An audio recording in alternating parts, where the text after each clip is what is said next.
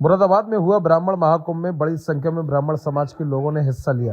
ब्राह्मण समाज को एकजुट होने का आह्वान किया गया। हिंदू राष्ट्र को लेकर के सही सोचते हैं। देखिए, वो लगातार ये कह रहा है, क्या धर्म संसद में मांग रहे हैं जी हिंदू राष्ट्र लेकर के, ये कहा है कि सनातन बोर्ड भी बना है हिंदू राष्ट्र। जी जी देखिए, हमारे यहाँ पूरे कानून में भीमराव अंबेडकर जी ने के बने हुए किसी कानून में वक्फ का कहीं कहीं स्थान नहीं है, कोई जिक्र नहीं है। फिर भी केवल राजनीति पार्टियों ने प्रारंभ में केवल इनका वोट हासिल करने के लिए, इनको प्रसन्न करने के लिए एक वक्फ का बोर्ड कर दिया, ताकि जब भी कोई बात बने तो पैसा खूब हमें मिले, सारी इन्हीं लोगों के पास चला जाए। जब एक भारत में रहने वाला ये हिंदुस्तान है, ये हिंदुओं का राज्य है, उन्हें तो केवल रख लिया गया। जैसे पाकिस्तान में केवल उनका राज है, लेकिन इन्हें रख लिया गया, और वो भी केवल बहुत विचार के नहीं किया गया, ऐसा मेरा मानना है, जिसके कारण ये झगड़ा होता है। जबकि हिंदू राष्ट्र में वक्फ की आवश्यकता नहीं। अगर आप उनका वक्फ बनाते हैं तो हमारा सनातन वक्फ भी बनना चाहिए, क्योंकि सनातनी बहुसंख्यक है, वो तो अल्पसंख्यक है। उनके लिए तो आप सबसे आगे पार्टियां पहुंच रही हैं। केवल एक पार्टी है जो उनका खिलाफित है, और उसी के भरोसे में आज हमारी गौ माता की जगह जगह पर हत्या की जा रही है। क्या हो रहा है? बहन बेटियों को लव जिहाद के रूप में लेकर किया जाता है। ये सारा किसके द्वारा होता है? ये केवल वक्फ बोर्ड होने की वजह से, क्योंकि उनको फंड मिलता है, पैसा वहीं से मिलता है। तो हमारा सनातन धर्म वक्फ हो, ताकि नौजवानों को हम हिंदुस्तान में एक विद्वान बनाए, ज्ञानवान बनाए, महान बनाए, और हमारे हिंदुस्तान को बहुत ऊंचा उठाकर पूरी दुनिया में हमारा जैसे नाम चल रहा है और सोने की चिड़िया बने, हमारा यही। आप धर्मगुरु हैं जी। बांग्लादेश के अंदर जो हालात हैं, जी, इस्कॉन के जो सबसे बड़े महंत, जी जी, उनको जो है पूरी तरह से उनका अत्याचार। मैं बांग्लादेश की इस कृत्य के लिए घोर निंदा करता हूँ। वो वहां पर पूरा राक्षसों का राज हो गया है, और राक्षसों का राज होने के कारण ही धर्म संतों को ऐसी प्रताड़ना दी जा रही है, हमारे धर्म पर कुठारात हो रहा है। मैं उसकी घोर निंदा करता हूँ। जिस बांग्लादेश को भारतवर्ष ने अपनी पूरी कुर्बानी देकर के बांग्लादेश को तैयार किया, आज उन्होंने राक्षसों का राज्य करके हमारे हिंदुओं पर पराक्रम हो रहा है। यह हमारी सरकार को सोचना है, हमारे हिंदुओं की कैसे रक्षा हो, कैसे सुरक्षा हो। ये हमारे हिंदू के प्रधानमंत्री जी जैसे मोदी जी अवश्य इस बात को सोचेंगे, और बहुत जल्दी हिंदू की तरफ से उनको बहुत सजा मिलेगी। जिन्होंने हमारे इस्कॉन के आचार्य जी को जिन्होंने प्रताड़ना की है, हम उसकी घोर निंदा करते हैं। सिंह यादव का परिवार 4 बार सूबे का मुख्यमंत्री और सत्ता को कमान अपने हाथ में लेने का काम किया। 1%, मायावती जी, मैं किसी ने नाम लेकर के कह रहा हूं, कभी मैं डरता नहीं। 1% औकात है, 21% दलित की औकात। न चमार धोबी के यहाँ खाएगा, न धोबी पासी के यहाँ खाएगा, लेकिन दलित हित की बात पर वो इकट्ठा हो जाते हैं, एक आवाज बनाते हैं, और अनुशासित रूप में सतुआ चिउरा पैदल ही चल देंगे अपने हक की लड़ाई के लिए। इसलिए वो 4 बार वो भी सत्ता धारण किया, और इसी ब्राह्मण समाज की बदौलत। आपकी औकात, अभी कोई कहा है 11%, 9%, 10%, आपकी औकात उत्तर प्रदेश में 17.8% है। 17.8%। और कमजोर से कमजोर ब्राह्मण अगर होगा इस धरती पर, तो ये गॉड गिफ्टेड है, भगवान की कृपा है कि एक दलित, एक पिछड़ा और एक मुसलमान से जो चाहेगा वो कराने की क्षमता अगर किसी में है तो ब्राह्मण में है। अपने मन उनको करा देगा। 10 ब्राह्मण के बच्चे किसी बूथ पर खड़ा हो जाए मजबूती के साथ, तो कोई माई का लाल बूथ कब्जा नहीं कर सकता, फर्जी मतदान नहीं करा सकता। यह क्षमता है ब्राह्मण में। इतनी अपार क्षमता के बाद भी आज ब्राह्मण न्याय के लिए दर दर भटक रहा है। कौन दोषी है? जब तक आप राजनीतिक दलों की खुशामदी में चाटकारता करते रहोगे, गुलामी करते रहोगे, जब तक आपकी जुबान से राजनीतिक दलों का नाम आता रहेगा, तब तक आपका कल्याण होने वाला नहीं है। हमने भी सपोर्ट किया था भारतीय जनता पार्टी को 129 ब्राह्मण संगठनों के साथ। क्या मिला? सिर्फ भय, हिंदू मुस्लिम मंदिर मस्जिद कब तक करते रहोगे? कब तक करोगे? जब ब्राह्मण समूल नाश कर दिया जाएगा और नहीं रहेगा ब्राह्मण, तो कौन चिंता करेगा हिंदू मुस्लिम मंदिर मस्जिद की? पहले आवश्यक है देश की सुरक्षा से पहले ब्राह्मण की सुरक्षा इस भारत और उत्तर प्रदेश में आवश्यक है। इसलिए कि ब्राह्मण को ही चिंता है राष्ट्र और समाज की। जिसे राष्ट्र और समाज की चिंता है, अगर उसकी सुरक्षा नहीं हुई तो लुट जाएगा देश, लुट जाएगा समाज। ब्राह्मण कभी कट्टर नहीं होता, कभी जातिवादी नहीं होता। अगर जातिवादी रहा होता तो आज ब्राह्मण विरोधी ताकतें इस धरती पर जन्म नहीं लेती। उनको भी आगे बढ़ाने का काम किया हमारे पूर्वजों ने, हमारे मनीषियों ने। चमार की पूजा कराई, धोबी की पूजा कराई, डोम की पूजा कराई, माली की पूजा कराई, नाऊ की पूजा कराई, कुम्हार की पूजा कराई। किसको साथ लेकर के चलने का काम नहीं किया ब्राह्मणों ने। सबको सम्मानित जगह दिया, स्थान दिया, सबका सम्मान किया। और आज पूरे उत्तर प्रदेश सहित पूरे देश में मैं जानना चाहता हूं कि ब्राह्मण के साथ है कौन?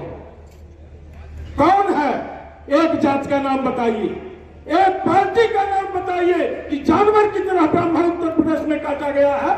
इस देश और प्रदेश का कौन राजनीतिक दल और कौन नेता उस पीड़ित ब्राह्मण की आवाज बनने का काम किया? कौन किया? ऊंचाहार में 5 ब्राह्मण निर्दोष बेचारे जानवर की तरह काटे गए, न्याय नहीं मिला था। हम लोग विधानसभा पे 5000 ब्राह्मणों को लेकर के चढ़े थे, तब जाकर के वो मुकदमा फाइनल रिपोर्ट लग गया था, तब जाकर के बराबर हुआ। ब्राह्मण कुंभ होता रहेगा।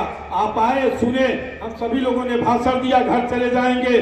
गए थे ब्राह्मण कुंभ में, आपने पाया क्या?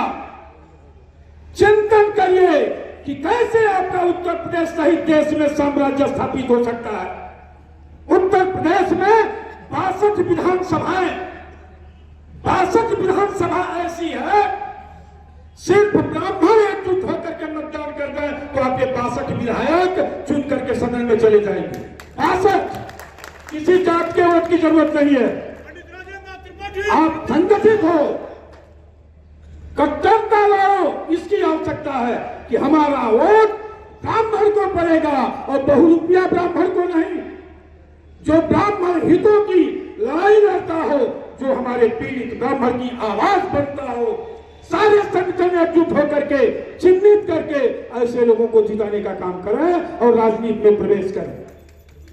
आपका भी निजी डर होना चाहिए। कब तक किराए पर रहेंगे? दलितों की पार्टी, पिछड़ों की पार्टी, सबकी पार्टी हो गई, अगड़ों की पार्टी, इसलिए नहीं कि इनके वोट पर किसी को भरोसा नहीं है। भय दिखाओ तोप की, भय दिखा करके आपके वोट को लिया जाता है। ब्राह्मण काटा गया, मंदिर ढहा गया, वो मुसलमान आ जाएगा, तो दलित आ जाएगा। मत डरिए, आप ब्राह्मण पुत्र हो, आपके आराध्य भगवान परशुराम हैं, जो अकेले अन्याय के खिलाफ इस धरती पर लड़ाई लड़ने का काम किया। सहयोग करो, सहयोग की भावना रखो। मैं तो इस मंच से एक प्रस्ताव लाना चाहता हूं कि जितने लोग आए हैं ये प्रचारक भी बने, संगठन के कार्यकर्ता भी हैं, अपने अपने घरों में जाएं, भगवान परशुराम की प्रतिमा ले आएं, रोज उनको अगरबत्ती दिखाइए, पूजा करिए और 1 रुपया उनको, एक गोलक रख दीजिए उनके मूर्ति के सामने, 1 रुपया रोज अपने परिवार का डालिए, एक व्यक्ति। और साल में 365 रुपया होता है। कहीं भी कोई ब्राह्मण संगठन का कार्यक्रम कर रहा है, ले जाकर के वहीं दान कर दीजिए। आपको रुपया की जरूरत नहीं, किसी संगठन को मत कुछ दीजिए, सिर्फ भगवान परशुराम के निमित्त चढ़ाए हुए रुपये को कहीं समाज के लिए कार्य कर रहा हो, ले जाकर के दान कर दीजिए। आप भी संतुष्ट, वो भी संतुष्ट। भगवान परशुराम जी अमर देवता हैं, आपका कल्याण करेंगे, मुझे तो पूर्ण रूप से यकीन हो चुका है। उनकी पूजा, उनकी आराधना किए बगैर मैं जल भी नहीं ग्रहण करता हूं। आज आपको बता दें, साक्षात वो अमर देवता है। आप भी स्मरण करके देख लीजिएगा। सिर्फ हम परशुराम जय परशुराम करने से कुछ नहीं होगा, उस निमित्त कार्य करने। यूपी के आगरा में संदिग्ध परिस्थितियों में 3 दिन से लापता आदिवासी किशोर का डेरे में शहीद। परिजनों की शिकायत पर किशोर का अपहरण करने का मामला क्या नाम है आपका? दिनेश नाम, कहाँ के रहने वाले हैं? किनाट नया प्रमोद। ये क्या घटना हुई है आपके जो? ये मेरा भतीजा गायब हो गया था 29 तारीख को। अच्छा, फिर तो हमने छानबीन की, थाने में तहरीर दी थी? बिल्कुल दी थी। फिर क्या हुआ? पता नहीं गुम हो गया था यहाँ से। अब आज क्या हुआ है? आज सुबह हमने देखा तो यहाँ पे बोरे में बंधा पड़ा मिला था। अच्छा, मृत अवस्था में हाँ, घर के पीछे? घर के पीछे। पुलिस पहुंची मौके पे? पुलिस जब मैं बुलाने गया था जब पुलिस आई। अच्छा, कैसे उसकी किसने मारा? कोई उसकी ये नहीं पता सर। अभी नहीं जानते। का जो शव मिला है, क्या घटना है और क्या इसमें सामने आया जांच में? देखिए, थाना पिनाट क्षेत्र में गांव पड़ता है नयापुरा। वहाँ पर परसों हमें सूचना मिली थी कि एक 8 साल का बच्चा है जो गायब हो गया है। हमारी तरफ से थाने में इसमें अभियोग पंजीकृत करा गया था और इसमें पुलिस लगी हुई थी उसको ढूंढने में, जिसमें आज सुबह सूचना मिली कि घर के पीछे उस बच्चे की डेड बॉडी है जो कि एक जूट के बैग में पड़ी हुई है। इसी पर हमारे द्वारा यहाँ पर सारी टीमों को भेजा गया है। थाने की पुलिस है, FSL को बुलाया गया, डॉग स्क्वाड भी यहाँ पर आया है और बाकी और फोर्स भी हमारी टीम इसमें लगी हुई है। बॉडी को पोस्टमार्टम के लिए भेज दिया है। बाकी अन्य साक्ष्यों को यहाँ जुटाया जा रहा है। साक्ष्यों के आधार पर और आगे जो भी इसमें निकल के आता है उसके आधार पर हम लोग इसमें कार्रवाई करेंगे और जो भी इसके पीछे है उसको सख्त उसके ऊपर कार्रवाई करेंगे। क्या लग रहा है सर इस हत्या के पीछे कोई आसन? देखिए, अभी कुछ नहीं कहा जा सकता। अभी हम लोग अपनी पूरी कार्रवाई में लगे हुए, साक्ष्यों को जुटाने में लगे हुए।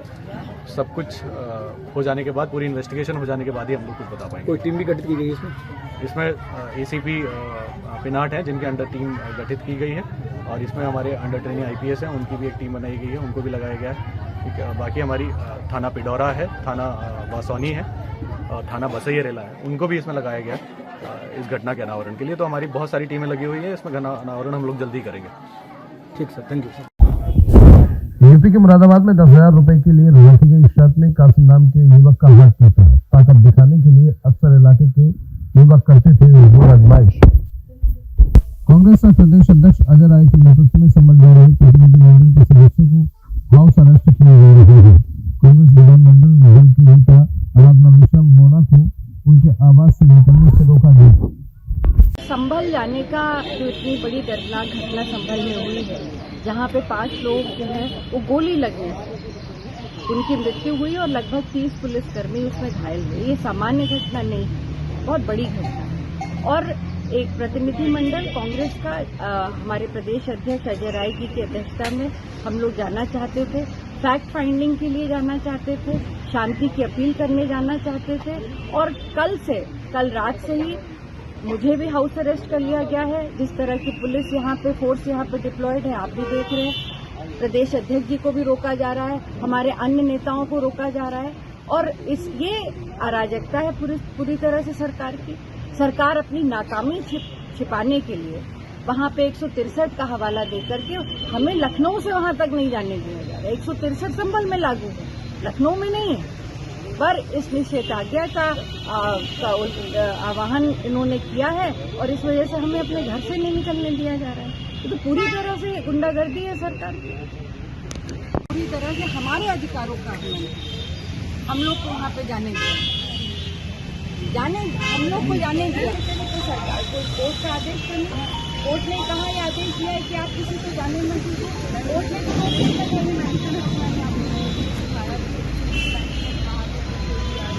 ये तो वहाँ के लोकल एडमिनिस्ट्रेशन ने जारी करी है, तो कोर्ट ने तो जारी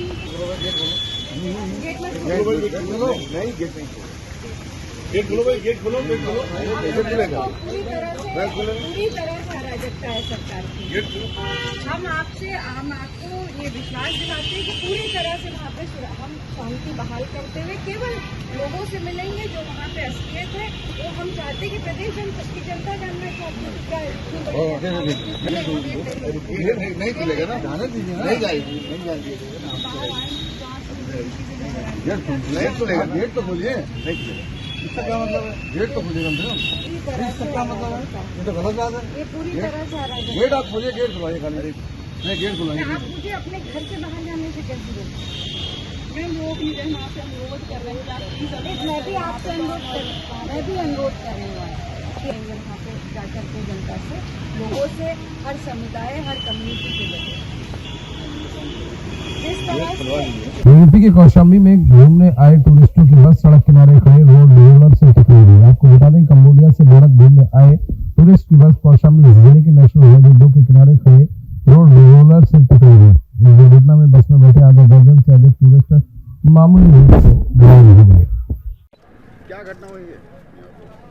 हाँ जी, क्या घटना हुई है, कैसे घटना हुई? मैं ऐसे लाइन पे चल रहा था अपना, साइड से ट्रक निकला ओवर स्पीड में।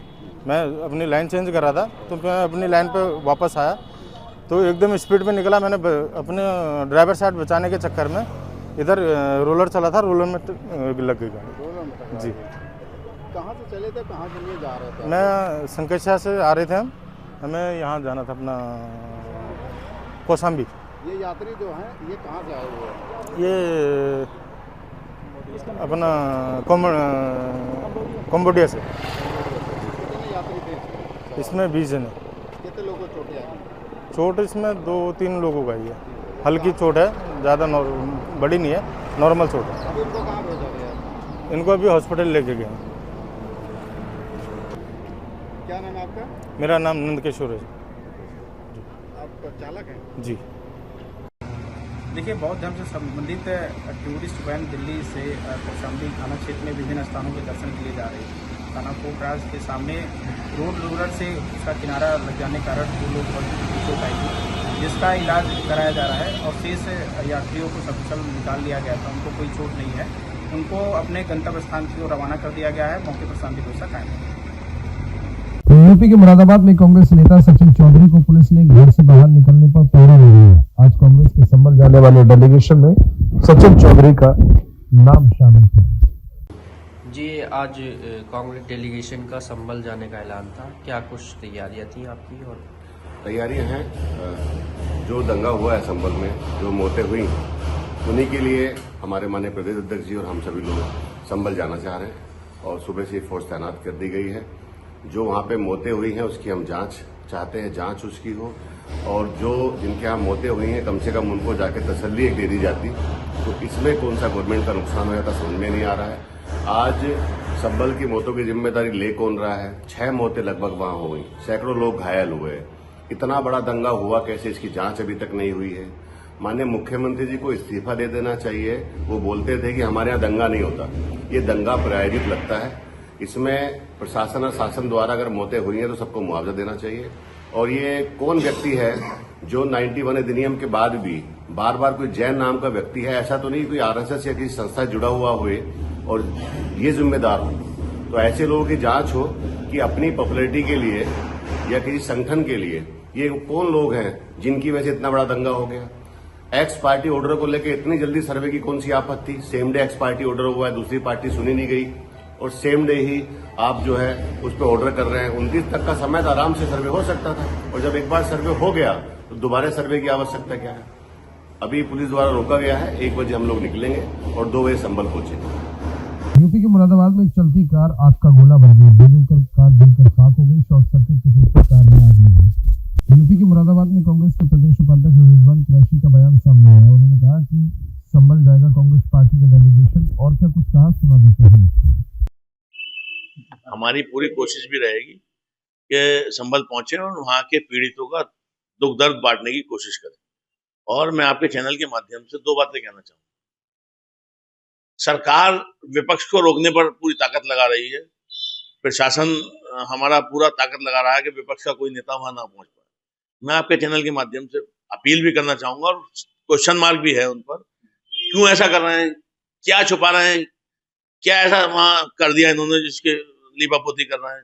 एक विपक्ष का डेलीगेशन, जिस तरह से अभी कल एक आयोग का डेलीगेशन गया था सरकार की देखरेख में, प्रशासन की देखरेख में, इसी तरह की प्रशासन की देखरेख में एक 10 लोगों का विपक्ष का डेलीगेशन बना करके वहां पीड़ितों से मिलने का काम क्यों नहीं करते ये लोग? अगर वहां मिल जाए, पीड़ितों से मिल जाए हम लोग, तो इसमें इन्हें कोई नुकसान नहीं है मेरे हिसाब से। अगर इन्होंने कुछ गलत नहीं किया है और कुछ गलत किया है तो उसे छुपाने के लिए, उसकी लीपापोती के लिए हमें विपक्ष को रोकने की पूरी कोशिश ही करते रहेंगे और हम जाने की पूरी कोशिश करते रहेंगे। दूसरी बात मैं आपसे कहना चाहूंगा आपके चैनल के माध्यम से, हिंदुस्तान के प्रदेश के हिंदू और मुसलमान भाइयों के लिए, जिनको ये भ्रमित करने की राजनीति कर रहे हैं, जो वर्शिप एक्ट है 1991 में जो पास हुआ था, उसके तहत यह है कि कोई भी 1947 से पहले का कोई भी धार्मिक स्थल का स्वरूप नहीं बदला जा सकता। तो एक छोटी सी खिड़की इन्होंने उस कानून में खोल दी है कि ठीक है हम स्वरूप नहीं बदलेंगे, मगर हम जान तो लें 47 से पहले क्या था। तो सीधे सीधे वही हिसाब है, सिर्फ भ्रमित करने की राजनीति है, हिंदू और मुसलमान को लड़ाने की राजनीति है। तो हमारे देश के हिंदू और मुसलमान, मैं जानता हूं कि बहुत समझदार हो चुका है। और मैं आपके चैनल के माध्यम से कोशिश करूंगा, आपसे उन लोगों से गुजारिश करूंगा कि किसी बहकावे में भ्रमित ना हो, और ये कुछ नहीं करना चाहते, सिर्फ और सिर्फ लोगों को भ्रमित करना चाहते हैं, अपनी विफलताओं से ध्यान भटकाने के लिए ये राजनीति कर रहे हैं। इसलिए हिंदू और मुसलमान को एकजुट होकर के इनका जवाब देना चाहिए।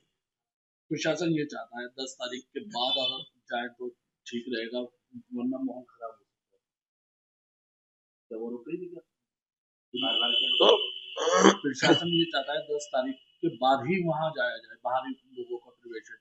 तो इस पे क्या आपको आपत्ति है कि 10 तारीख तक नहीं रुक सकते आप? हम पाकिस्तान से आए हुए लोग हैं, बांग्लादेश से आए हुए लोग हैं। बाहरी कौन बाहरी है? बाहरी है ये भारतीय जनता पार्टी के लोग, ये हिंदुस्तान के चैन और अमन को खराब करने वाले लोग हैं। बाहरी क्या होता है? अरे आपसे मैं कहना चाह रहा हूँ, आपके चैनल के माध्यम से इन लोगों से कहना चाह रहा हूँ, ऐसा क्या छुपाना चाह रहे हैं हम लोग नहीं जाने दे रहे? 10 लोगों का डेलीगेशन बना के भेज दीजिए, विपक्ष जाकर के पीड़ितों की बात सुन लेगा। आपको क्या तकलीफ है इस बात से? बाहरी हो गए हम इंग्लैंड से आए हुए लोग हैं। जिस तरीके से पुलिस प्रशासन लगा हुआ है, आप उस बीच जा सकते हैं क्या? बिल्कुल, मैं पूरी जाने की कोशिश करूंगा और जाकर ही रहूंगा इंशाअल्लाह ताला। ये तो राजनीति कर रहे हैं, मैं तो हो ही आया 4 दिन पहले तक। यूपी के मुरादाबाद में संबल हिंसा के आरोपियों से मिलने मुरादाबाद जेल पहुंचा समाजवादी पार्टी का प्रतिनिधि